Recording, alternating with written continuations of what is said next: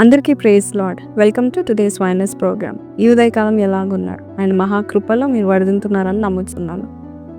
ఎవరైనా మన మాట విన్నారనుకోండి, ఎంత ఇష్టపడతాం కదా, మనకి లోబడతాయి.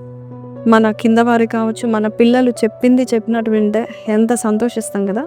మరి దేవుడు కూడా అంతే సంతోషిస్తాడు. అలాంటి వారికి ఇచ్చే వాగ్దానం ఏంటంటే లూకాసు వార్త 11:28. దేవుని వాక్యం విని దానిని గైకొనువారు మరి ధన్యులు.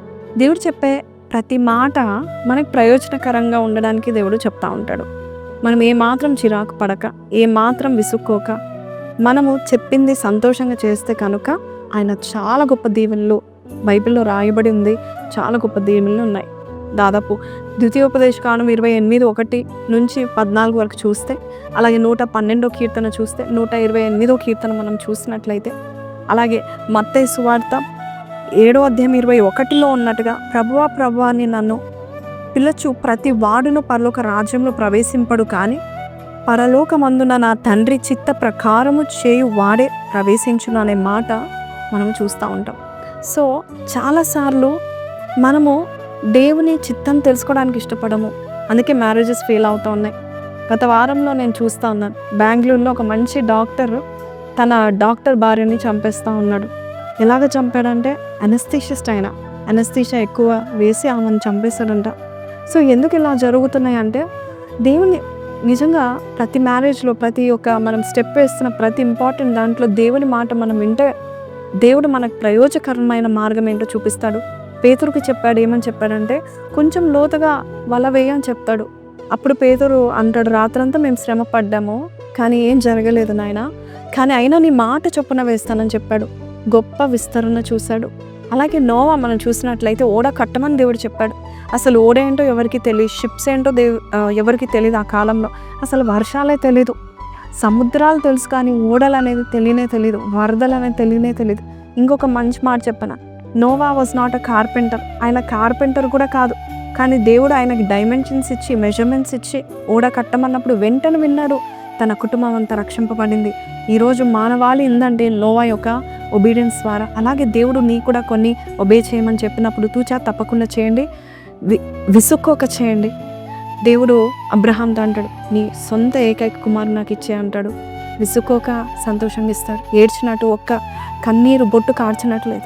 అలాగే నీవు కూడా దేవుడు ఏది ఇచ్చేయమంటే అది ఇవ్వడానికి సంసిద్ధంగా ఉండండి, ఏది చేయమంటే అది చేయడానికి సంసిద్ధంగా ఉండండి. ఆయన గొప్ప అభిషేక్తుడు నీకు అభిషేకం ఇచ్చి ఆ పని జరిపించడానికి దేవుడు కార్యం చూపిస్తాడు. ఈ రోజు నుంచి మనం ఒక నిర్ణయం తీసుకుని దేవుడు చెప్పే ప్రతి మాట లోబడతామో గొప్ప ప్రయోజనకరులుగా దేవుడు మనం చేయనుగాక. చిన్న ప్రార్థన. పరిశుద్ధుడా మహోన్నతుడవు తండ్రి, లోబడే మనసు మాకు పుట్టించండి నాయన ప్రభా. అయ్యా నీ చిత్తం చేసే వారే నాయన యుగ యుగమును నిలబడతారని చెప్పావు. అయ్యా ఈ రోజు నాయన ప్రతి బిడ్డ నాయన ఎవరైతే అయ్యా నాయన నీ సన్నిధిలో అడుగుచున్నారో నాయన ప్రభా తండ్రి, అయ్యా ఎలాగ నీకు లోబడాలో వారికి అయ్యా స్పష్టంగా నువ్వు మాట్లాడి వారి జీవితాలను అయ్యా తండ్రి చేసి పదిలపరిచి వారిని ఆశీర్వదించమని యేసు పరిశుద్ధ నామంలో అడిగి వేడుకొంచున్నాం తండ్రి, ఆమేన్. సో ప్రైజ్ లార్డ్ అని విన్నాం కదా. ఈరోజు వాగ్దానం కింద కమెంట్లు పెట్టండి. I will obey God not man అని పెట్టండి. May God bless you. Have a blessed day. Praise the Lord. మీ అందరికీ తెలుసు, ఈరోజు రేపు ఎల్లుండి 7 గంటల సేపు దేవుని సన్నిధిలో సోచాచంతా మునిగిపోతుందని నమ్ముతా ఉంటున్నాను. మీరు ఎప్పుడైనా విన్నారా హెవెన్ షేకింగ్ ప్రేయర్స్ అనే మాట విన్నారా? హెవెన్ షేకింగ్ ప్రేయర్స్ అంటే పరలోకాన్ని కదిలించే ప్రార్థనలు. మోషే చేశాడు, ఏలియా చేశాడు, అలాగే చాలామంది భక్తులు చేసి ఉన్నారు. ఎలాగ చేస్తున్నారంటే చూడండి, ఒక చిన్న ఎగ్జాంపుల్ చెప్తాను. హెవెన్ షేకింగ్ ప్రేయర్ ఎలా ఉంటుందంటే, ఏదో బయట మనం డ్రైవింగ్లో ఫాస్ట్ ఫుడ్లో మనం తీసుకొచ్చిన పదార్థం వెంటనే తిని పడేయడం కాదు. హెవెన్ షేకింగ్ ప్రేయర్ ఎలా ఉంటుందంటే ఒక విందు. ఇట్ ఈస్ ఫీస్టింగ్ చేయడానికి ఒక విందు. ఒక పెళ్లి విందులో ఎన్నో ఐటమ్స్ ఉంటాయి. ఐటమ్స్ అన్నీ కూడా చక్కగా మన కొరకు సిద్ధపరిచి ఉంటాయి. సో ఫీస్టింగ్ అనేది సిద్ధపాటు అన్నమాట. చాలాసేపు దేవుని సన్నిధిలో సమర్పణతో, ఏకాగ్రతతో, అలాగే సమయంను కేటాయించి మనం ఫీస్టింగ్ చేయాలి. సమయం 7 hours ఎవ్రీడే మనం చేయబోతూ ఉంటున్నాం కదా. అది ఒక విందుగా ఉండబోతుంది. అప్పుడు మనము మన చర్చ్ రివైవల్స్ కొరకు ఇలాంటి ప్రార్థన చేస్తే గొప్ప రివైవల్స్ చూస్తాం.